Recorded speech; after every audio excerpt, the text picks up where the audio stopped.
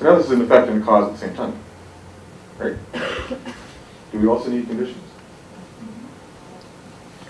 Similar conditions to what we needed for this one, right? For the fruit to become a seed, what do we need? What conditions are there? Is it the same? Is it soil. sun, water, soil? Do we need all those things for the fruit to become a seed? Yes. Yeah. You need to have the fruit eaten. Squirrels. Or the We seed. need squirrels. we need the squirrels. Right? All I really need is to take the fruit and throw it in the garbage, right? Or to throw it away, or have an animal eat it. Right? Yeah, you don't want it in the landfill. It's not going to become anything there. You want it in the dirt. That would help. What effect would that have? If I throw the fruit in the garden versus if I throw it in the landfill.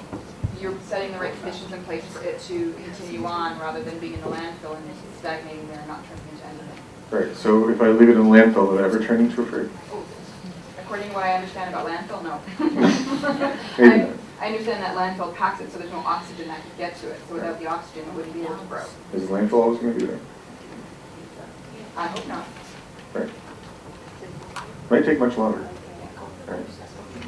It might never come to be. Right conditions might never happen. Right? Because the conditions, all these conditions coming together at the same time, they're actually very rare. Right? There's no guarantee that these conditions will all come together in our lifetime. Right? In the seed's lifetime. Right? There's no guarantee that the landfill won't be, carted away, distributed, turned into compost, etc., etc. That might happen. And if at that point all the other conditions are still there, then we might still get the seed and that second fruit. Okay. So, how about, let's just take one of these. Sun.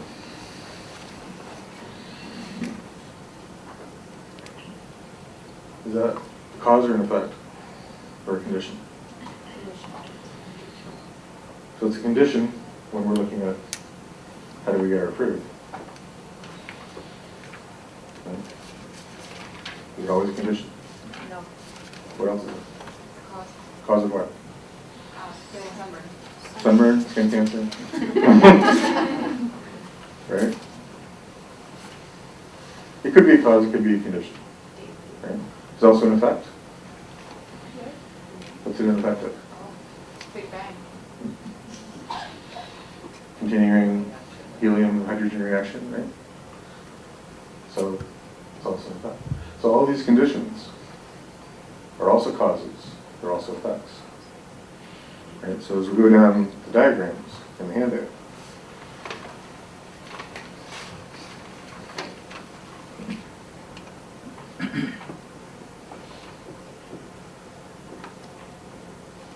so to get these conditions, we actually have a whole bunch of other causes.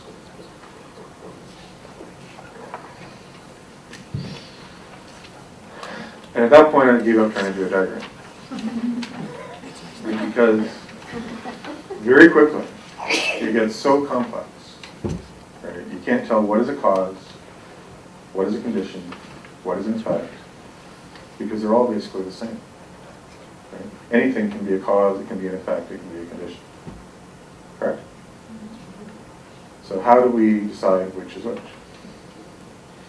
Yes? I have a question. How do you distinguish between causes and conditions? Do you mean like material? Well, hold on. Are you saying? Can we get the microphone? Right there you go. Instead of the middle, we've got the furthest away from it. Sorry, I was just wondering, like, what's exactly your definition of like a cause versus a condition? Like, do you mean one's like an efficient cause versus a material cause, i.e., like a seed is material, so it's material cause, while sun is like an effect, so it's an efficient cause? Is that like what you're saying, or are they two completely different things? No, Okay, then what? that actually is, it's a different way of asking the question I just asked. Right? That's not confused. What do you mean? What is the difference between a cause and condition? Like, what is your like textbook definition of like a cause versus a condition? I think we'll get to it in a minute. If not, I'll come back to it. Okay, thank you. Okay. So, how do we tell what is a cause, what's a condition, what's an effect? If they can all be all the same, how do we know? Actually, let's get Alex. Zeus, you're gonna have to wait for a while.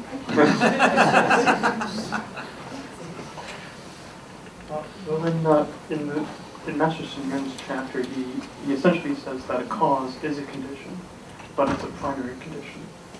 So when you think of the effect, conventionally, when you think of what the cause is, you think of the primary condition.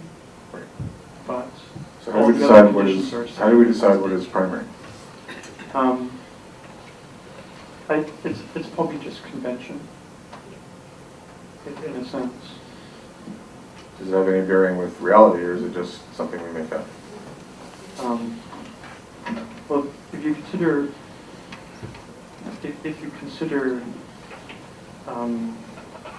magnitude of all of the other conditions, it's probably your condition. You probably make it up. What do you guys think? I would think that material causes would be primary over efficient causes. So like the seed is more important than the sunlight because the sunlight itself can't actually like by itself give rise to the tree, etc. But like obviously the seed by itself can't either, but the seed's more important. I already finished my comment. Do you want me to do you want me to repeat it for real? See how speech goes faster? We're still recording, right? Yeah, if you could repeat it, Joel, you says. Okay, I was just saying that like if you have to choose one or the other, the seed's more important than the sunlight, etc. Because the seed's like the primary thing that gives rise to the fruit, right? So the material cause is more important than the fishing cause. Yeah. That's good opinion. That's good reasoning. And you got microphone, so let's go. Oh, okay. Well, just considering the amount, the size of the cause, just arguing for the man-made position, the argument that it's just a designation. Would you consider how much of the tree is actually from the actual seed, and how much is from the soil, or how much is from the water? But there's quite a bit more from what is normally called the secondary conditions. Okay. So it's probably a convention. So, good reasoning as well. Okay, another one. It's relative to your perceptions, your perspective, and what you're trying to determine. Yes. So if it's relative to the tree, if it's relative to the seed, if it's relative to what you're trying to determine about those things, or what you're trying to interpret, or what you're trying to conclude. So the only thing that determines whether this is a cause, a condition, or an effect is our perspective, our intention. Our perception, and perception. it's relative. Right. They're all relative. So depending on whatever we designate as the effect, right, we can then designate a cause, and we can designate conditions. Right? But if I actually look at this, if I took any of these away, right, if I took away, I said, okay, I'm not going to wait. Right, I'm just going to dig up the seed every day to see if it's sprouted yet. Right, so I take away the element of time. Right, we have an eclipse that lasts like, the next 100 years, so there's no sun. Right, so if I take that away, if I take water away, if I take soil away, right, if I take any of these things away, I don't get the effect, right? Right? So from that perspective, all of these are causes, all of these are conditions, right? The reason why we designate one as primary is what? Why do we do that? Why do we say? Because there is a use in saying the seed is the primary cause. What is it? To recognize the focus or to recognize the process? Because we could talk about this for a long time, because are you convinced that this could be confusing yet? This is a complex topic. Are we okay now? We're all on the same page, this is a complex topic, right? It's all good. It is all good. That's to make it simple. It's all good. But because of this, because in reality, right, whether it's a cause, whether it's a condition, right, whether it's an effect, is all just the perspective that we bring to it. Right? It's what we add to it. Right? So in reality, none of these things really exist. Right? We're assigning, we're designating. That's the effect, that's the cause, those are the conditions. And if we didn't do that, we would never make any progress with anything. Right? We would never be able to understand anything if we didn't do that. We would just be lost in this kind of jumbled mess. So we have to do that. But we have to remember when we do that, that we're making it up.